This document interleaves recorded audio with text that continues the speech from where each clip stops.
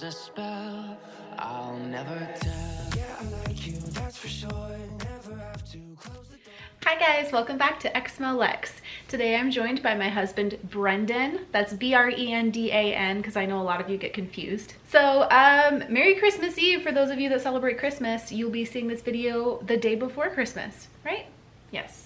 Yeah, so today we just wanted to do a Q&A because we get a lot of questions, and I've actually never done a Q&A with Brendan before. I usually do those ones by myself. Did we not? I don't think we have. We've done a few videos together where we like talk about our story or talk about like mission stories and stuff, but we haven't done like a sit-down Q&A as far as I can remember. So you guys sent in a bunch of questions on Instagram and on YouTube, and we're just going to read through some of them and give you our answers. Are you ready? Mm-hmm. Should we say a prayer before we get started? Dear fart her who fart in haven. Brendan, do you keep up with former mission companions? Not really. Brendan, part 2, do you keep in contact with people you helped convert? No, not really. I feel ashamed that I even converted them. I probably should get in touch with some of them and tell them it was all bullcrap. Is your husband in a band? If yes, can you show us, please? Absolutely not. But he really likes bands. I listen to tons and tons and tons and tons and tons of music. And I used to play the guitar and bass guitar a little bit, but no, I'm not in a band. They have lots of questions for you. It's probably because we've I've never done this before. Are you Christian? No. No. Follow-up question. This one says, hey Brendan, are you an atheist like Exmo Lex? Bitchin' tattoos, by the way. Thank you. I love them. More to come. Yes, I am an atheist. Favorite alcoholic beverage? Long Island iced teas. I like vodka and rum. Honestly, kind of like Fireball. Yeah, it's easy to get down. I also really like a Long Island iced tea. It doesn't taste alcoholic. It's very good. It gets you blasted very quickly. I like a good eggnog. Craig Call, who's one of my patrons and a friend of mine, I've tried his eggnog. It was very good. I like that. I'm not like really good at remembering the names of mixed drinks because I feel like for the most part we don't really have a lot of mixed drinks. I know. So I went out with my friends like a week or two ago for like a Christmas girls night, and the bar that we went to had hot buttered rum on the menu. It was amazing. It kind of reminded me of what, like in Harry Potter, how they describe butterbeer, just being like really sweet and like creamy and foamy and delicious. So if you have anywhere near you that serves hot buttered rum, I recommend that. So a lot of people had questions about the whole situation with Brendan's family. And you know, some people had asked like, how are we doing now and stuff. And the reason that I haven't really brought it up since then is just because we're kind of done with the whole situation. I'll leave it up to you what questions you want to answer, but we don't want to make like the content on this channel about them because we've moved on with our lives. No, we're done with it. So, I mean, like, we'll answer a few of these things because I don't want to leave you guys hanging on it, but like, don't expect to like hear about this going forward, you know what I mean? But we'll answer like a few questions if that's okay with you. For the both of you, do you currently see any possible path his family could take to redeem themselves through therapy, apologies, etc.? No. I'm well beyond their, like, at this point, they've dug themselves in a hole. I would love for them to get help, move past it, live a healthy, happy life, but they're not going to be involved in mine. Would you address how you're doing since your video you put out about the tough treatment your family has given you? There were a number of us mama bears that were feeling rather protective of you both. I hope you're doing okay. It's been hard, but like, I don't know. We're both doing better than we were before. I would say that for me personally, at the beginning, it was hard. Like really, really hard. But then like, I mean, this has been months. I mean, it happened in August is like when this started happening. And I feel like at the beginning, like it was really hard. And then it's just gotten like progressively easier as time has gone on. And like now I'm just like really excited for the holidays and spending it with my kids and my friends and moving forward. And there's still days and like moments where it comes back and it's just like, this sucks. But yeah, on the whole, like, we're doing really well, I think. Yeah. We're not gonna answer any more questions about his family. This isn't about them. Yeah, like we just want to move on with our lives, and we hope that they're moving on with theirs. So like I understand you guys are curious about it and stuff, but If we ever meet you in person and you want to talk about it, maybe we'll talk to you about it, but... Yeah, but we're ready to be done with that chapter of our lives. So let's answer some different ones. What are your favorite music artists, especially those that you have discovered or rediscovered after leaving? I'm gonna go ahead and add a caveat that we should pick like top 3 because I know that you can go all day. Yeah. I would say that my top 3, my number 1 is Ozzy Osbourne, and then I also really love the bands Avatar and Ghost. Can I do top 5? No. I have to. You can't. I have to, It's though. not fair. I did 3. You have to do 3. Okay, but there's like 2 that I've found out really recently since leaving the church, but there's like 2 or 3 from like very young that have always stuck with me. Okay, fine. I'm just gonna stick with my 3. You go with your top 5. Okay, Boston will always be my favorite band. They just kind of used to listen to a lot of country growing up and I started to get sick of it, so when I heard something different, it kind of really stuck with me. Megadeth, probably Avatar, and they were kind of right before we left the church. And then since leaving the church, Carcass and Cattle Decapitation. And I cannot stop talking about music, like, don't get me started. I never got married as a Mormon. Do they teach/control how couples are supposed to have sex? Like, can temple couples do things other than missionary? Do you have to keep garments on? Could you do it as frequently as you wanted? Since you're married, can you experiment with toys or different areas? LOL, the church cares so much about who/what/when of sex that I assume they try to control it once you're married as well. I know in the past they were outspoken against anal sex. They were outspoken against oral sex. I had heard those. That was in the past. I think that they've kind of dialed that back. It seems like more recently it's just kind of been like that stuff is like in the back of everybody's head is still not okay, but like they're not gonna actually come down on you for or like personally ask exactly if you're doing those specific things. And you'll find this with many different things in the church, but a lot of it comes down to the bishop that you end up with, because there's some of them that are probably going to ask like really awkward, intimate questions like that and have opinions about it. I've had that happen. But there's other ones that are going to completely stay out of your business. It just depends. Toys, I don't know. I have never once heard like a personal bishop ever say anything about it, or anyone say that their bishop has. Like, I've never heard anything about it. Do you have keep your garments on? There's a lot of people that believe that, but that's not true. You do not have to have your garments on. They're controlling in a lot of ways, and there's definitely like random like prophets or apostles that will have said an offhanded comment about certain things, but as far as the church goes with like actual guidelines, they don't have a whole lot to say about what you do once you're a married straight couple. Why do you just pick on the Mormons? They're not the only religion out there. So we used to be Mormons. We used to be Mormons. That's the main reason. That's what we're most familiar with. Yeah, that's what we're most familiar with. That's what we have experience with. That's what it's the cult it's we important. Left. Yeah, it's like important to us because it affected our entire lives. It affected how we started raising our children. It affects our current family members right now. That's why I mostly talk about Mormonism. That's where we came from. That's like where my entire family came from.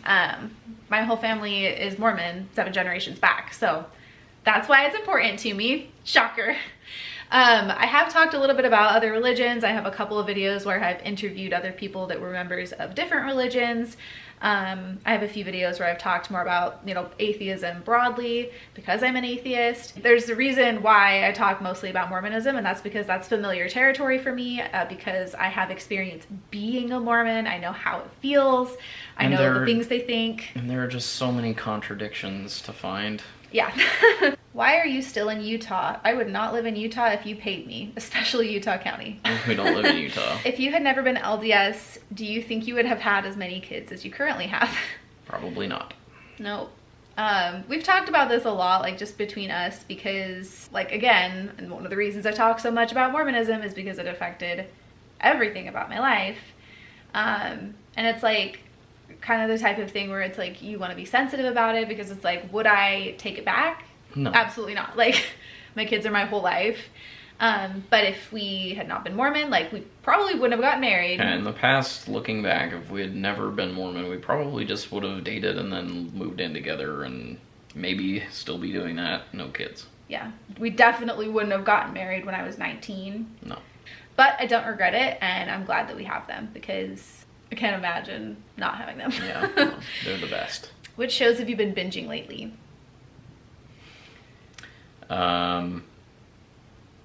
We watch a lot of Forensic Files. Love Forensic Files. Just got back into Witcher Season 2. Yes. Demon Slayer Season 2 we started. I just finished Attack on Titan and started Bleach again. And I know you watch... Law and Order. Yeah. Law and Order, SVU, and Organized Crime, 2 of my favorite shows. What are some of the ones that we watched this? Well, we watched Tiger King Season 2. Lock and Key. Lock and Key. Really good. We like that one. We binge The Office pretty frequently. Yeah, at least once a year, probably. This past year, we watched Vikings. Yeah. We were very into Vikings. that. How has your relationship changed since leaving the LDS church? Do you have different expectations, communication styles, etc. now? We're much better about communicating. But that's just also come over time from being married at first. We were not very good at it. Well, we were also super young. Immature. So just with time, that's gotten better. But leaving the church, it kind of changed drastically within several months of leaving. Yeah. Well, it felt like there were things that we were better able to talk about because it wasn't like, oh, this is a scary topic that like we shouldn't talk about because it's sinful or anything like that. It became like, oh, we can be more open about like the way we feel about things without like, you know, without having this element of shame attached to it so much. Yeah. Our relationship has definitely improved like tenfold since we left. And I feel like it just continues to do so. And I mean, part, like he said, partly that is because we've just like matured. And part of it is leaving the church. But I would definitely say that like, they go hand in hand. Yeah, it made a big, big difference for sure. Have y'all explored any other religions after leaving the church? As a Norse pagan, I'm getting major Nordic vibes from the beard, lol. Well, I love the whole Nordic paganism thing. Like we said, we watched Vikings, and I just kind of have always been fascinated by that. And there is some of it in our bloodline, so it's just kind of something I'm drawn to, I guess. But I am so done with any and all religion, like actually being serious about worshiping any of it. Like faith and things like that. No, fuck that shit. Like I agree. Like I'm really interested in it, like as a culture, and like really interested in like the mythology and stuff. And I think it's really interesting. Oh yeah, the art is super cool.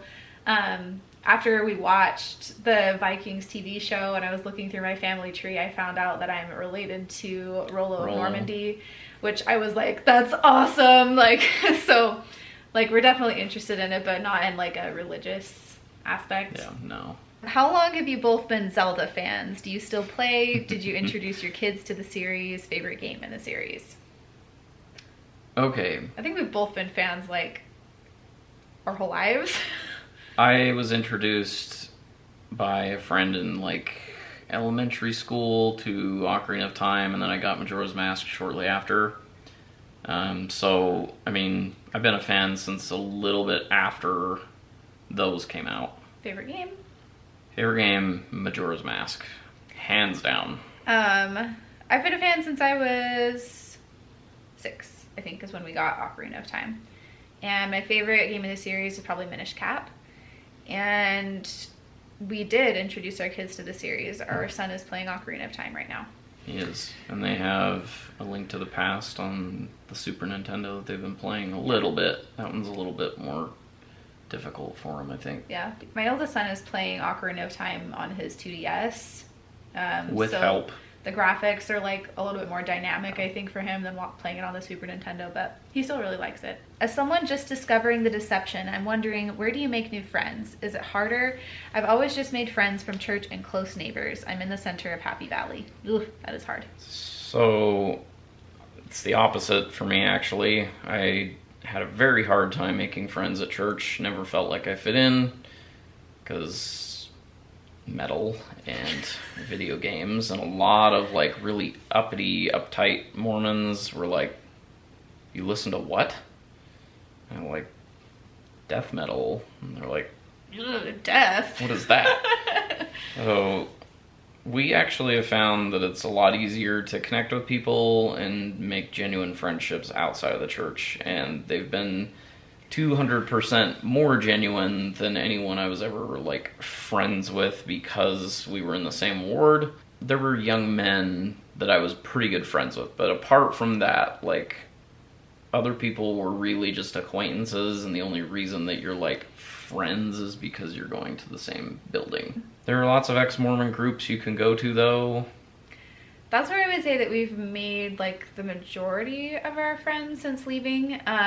Like most of the like friends that we had before, like, I mean, like the friends I had growing up, obviously I grew up in Utah. I no longer live there. So like, as much as I love those friends, I don't really see them anymore unless it's like a special occasion. The friends that I had as an adult when we were members, I don't really talk to anymore because we don't have a whole lot in common anymore. Yeah. But the friends that we've made since leaving the church, a lot of them came from the ex-Mormon community, because when we left the church, I felt like there was this gaping hole in my life. And we kind of just put ourselves out there, yeah, and we're like, so we would hey, go in let's have a ex-Mormon party. groups and be like, hey, like, does anybody want to get together? And I feel like a lot, it's pretty easy to make friends that way within ex-Mormonism, just because everybody kind of feels that way. Yeah. They're like, I've lost my community, my family doesn't understand me, like, yep. I feel kind of alone, and so it's pretty easy to reach out in a community like that and make friends. So most of the people we hang out with on a regular basis are ex-Mormon.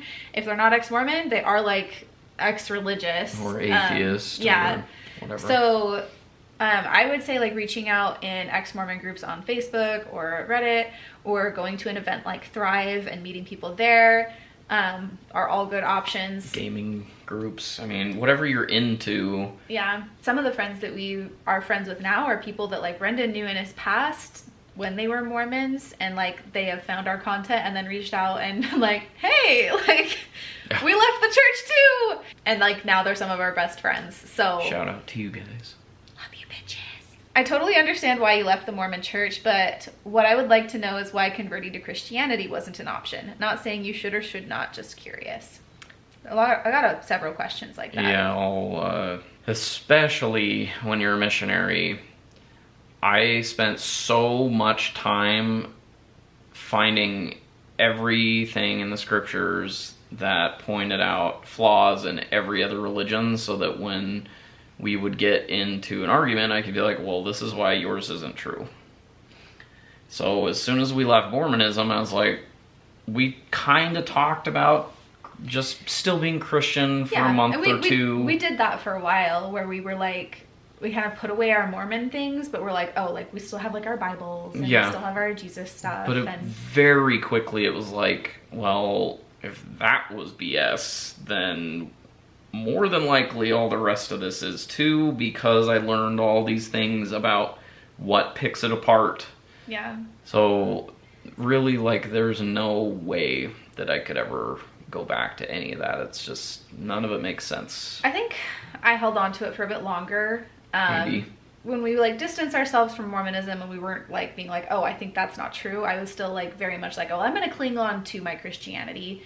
And I was like really into that. I was like, okay, like I can do that. Like I get on board with that. We're gonna like, you know, we're gonna find a new congregation. Like we're gonna look at some other churches. I was very like, this is probably all. Well, for me, I was still looking for that, craving that, but pretty quickly I was like, okay, maybe not, because if I can't trust the Mormon church, how can I trust, you know, other churches? As soon as we got out. So then I started looking more at like, well, maybe we can like have just like faith in our house. We don't have to like go to church. Yeah, we talked about that. So we were gonna do that, and like, oh, let's just like, you know, teach the kids about the Bible and about Jesus in our own home. I don't know, for me it's like you're either all in or you're all out, and I didn't want to be on the fence. I wanted to know for sure that I wasn't feeding into more BS. And so there was like a lot of, we did a lot of research and study and reading, and I mean, came to our own conclusion that it's BS, but I'm not bagging on that if that's what you want to do. Like, yeah, I mean, do what works for you. For us, I think it's not. And there's not like, I don't know, a lot of people are like, why don't you choose to stay Christian? And it's like, For the same reason that you don't choose to like believe that rocks are gods. Like there's no like choosing. It's just I don't believe. With the evidence that's been presented to me, I see no reason to believe, and I can't make myself believe. Yeah. And if I tried to force myself to, and God was real, he'd be like, you're faking it. Like, yeah, I don't want to go sit somewhere for hours where I'm like 0% invested. tell us about your experience trying alcohol for the first time after jumping out. Do you remember the first time? I was a pussy. I was taught all growing up that if you even take a sip, you're going to be an alcoholic, and Yep. told lots of horror stories and stuff, and it just flat out wasn't true. But my buddy brought over bitch beer, and I was Do like, you want to say what that is? it was Mike's Hard Lemonade, and I'm sure he was like, whatever, dude. But I was like, I can't.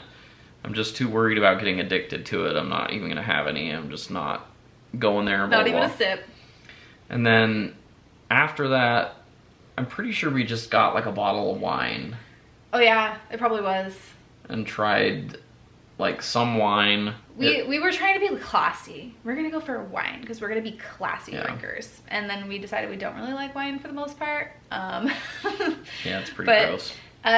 We mostly just like socially drink now, like Mm-hmm. with friends and stuff, and it's just an occasional thing. But it's not even, I don't know, like here's the thing. I feel like a lot of ex-Mormons do the thing that a young person would do where they're like, oh my gosh, like I'm drinking, and it's For like the really first exciting time, at first. And then like you do that for a little bit and you overdo it a couple of times and you're like, I don't like feeling like shit. So you like dial it back a whole lot, it loses its luster, you do it occasionally and it's fun. What's something you used to believe that makes you laugh now? That Joseph Smith was just an innocent martyr, and that they shot at him and put him in jail because he was just persecuted for no reason. I would say that believing that we could all have our own planet one day. Yeah, that one's great too. Okay, last one. What are your favorite things about each other? Should we do like 3? Okay. Are we going to go back and forth, or are we going to list 3? Oh, okay. We can go back and forth. I would say that one of my favorite things about you is that you're really goofy and funny, and I feel like as we get older and like sometimes I feel more serious because I'm an adult and I've got a life and I've got kids and I've got like bills and like things in my mind. When you're goofy, it like helps me feel young and like happy and goofy again. Not goofy at all. Not at all. One of my favorite things about you is when I make you giggle. That like is my daily goal, is to get you to laugh a couple times. I don't like actually think that to myself, like I have to make her laugh today. It's just like this thing that like it gives me all the endorphins, so I have to try and get you to giggle as much That's as I why can. you're so goofy. Yeah. Another thing that I really love about you is how I have like all of these ideas of things that I want. I'm kind of like, I like things to be a certain way. That's who I am as a person, like in the way that like I decorate my house, or like the traditions that I want to have, things I want to like do with our family, like those sorts of things. And sometimes I feel like if you were a different kind of person, that could be a little bit overbearing. But I really like that you're easygoing, and then you let me like choose how I want to decorate and choose like the like things that we do around like Christmas traditions and like those sorts of things. I like that you're easygoing. It fits well with my personality. Yeah, that's what makes you easygoing. Because for me, I'm like, I care, and if you cared too, we would butt heads. Yeah. But like, you just let me do what I want. Well, and the other thing that I really like about you is that you are that way, and I'm not. Like, I like that, I don't know, you're really on top of keeping things clean and organized and teaching the kids and keeping them, like, active and doing different things and not, like, destroying the house and all that, because I am much worse at that sort of thing. Well, okay, last thing then. I really like that you're interested in doing things with the kids that like interest you and like getting them into doing those things too, like because even sometimes like I don't feel as much like sitting down and working with them on one specific thing, like being like, oh, like I want to teach you how to play this video game, because I feel like I would lose my patience quicker, but you will sit and like do it with them and like have fun with them. And I really love that you're interested in sharing something that you care about with them. Boobs. No, it's your eyes. You're the worst. That's it. That's the whole video. That's all we're going to answer. We've been going for like an hour, so we're going to have to cut this down a little bit. We can't answer all the questions. I'm so sorry. Has it been that long? It has. We can do another one sometime, maybe. Let us know if you'd like to see another Q&A. You could also let us know if you hated it and you want us to go away. But we won't. That'll be the Mormons. Thank you for all your positive and uplifting comments on my wife's videos. You guys are real gems. I'm sure Christ is so proud of you. Well, thank you guys for being here. We really appreciate it. And special thank you to my patrons for supporting the channel. You guys are the best. Special thank you to Anthony Guthrie, Craig Call, Doug Davis, Mormonland, The Guiltiest Place on Earth, Jason Wilkins, Melissa Jane, Tans, and the Exmo Candle Company for supporting at the Demon tier on my Patreon. If you guys would like to support the channel, or if you would like to see merch, or if you would like to follow on other platforms, you can find links for that in the description below. For the people who are interested in like how life's going and stuff, I'm just going to leave a link to my vlog channel in the description where I talk about things that don't have to do with Mormonism, so if you want to see that, in the description. Thank you guys so much for being here. Merry Christmas, happy holidays, and we will see you guys next time. Bye! Is that your Never revealing no secrets you're keeping. These promises strong as a spell. I'll never tell.